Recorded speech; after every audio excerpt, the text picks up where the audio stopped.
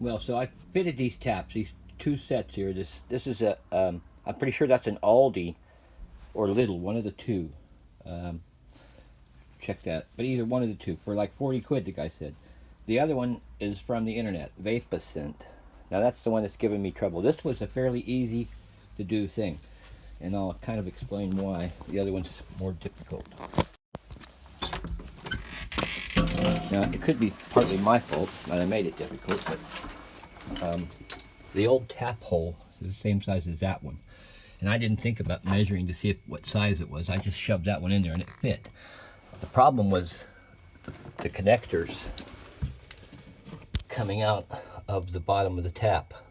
You have to get the order right to get these things through the hole, and it's tricky. And then you have to bend the cold and the water ones so you can get the thing in there straight, because when I got it, it was at such an angle. And then it turned out the trick was just you have to fiddle with these a little bit to get them tight enough to fit through the hole. Or I didn't think about it, but you could make the hole a little bit bigger. But then I think if you made it a little bit bigger, you'd have to put something hard in there to keep it from moving around. And depending on the use, yeah, a couple. It might work just fine without. But if the hole's too big, is what I'm saying, you need some sort of filler.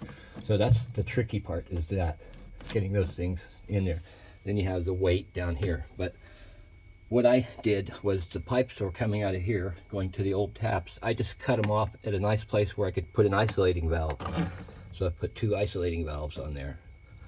Now I can work at it as need be. I had to take the sink out to get to this to be able to access that. So now I'm just going to fill the hole over here about halfway up with the 2-part wood filler,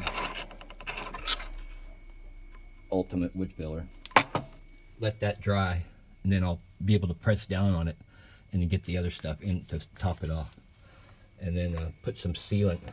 I have to wait for that dries, won't I, before I can do anything else. So I could have to look at some other job while that's drying.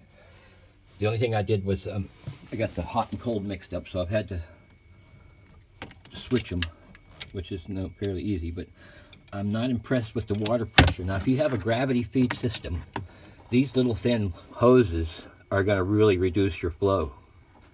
I don't know what it's going to do for the pressure, but it's going to reduce the flow a lot, because you're going from 15 mil to like maybe 10 mil or something inside there.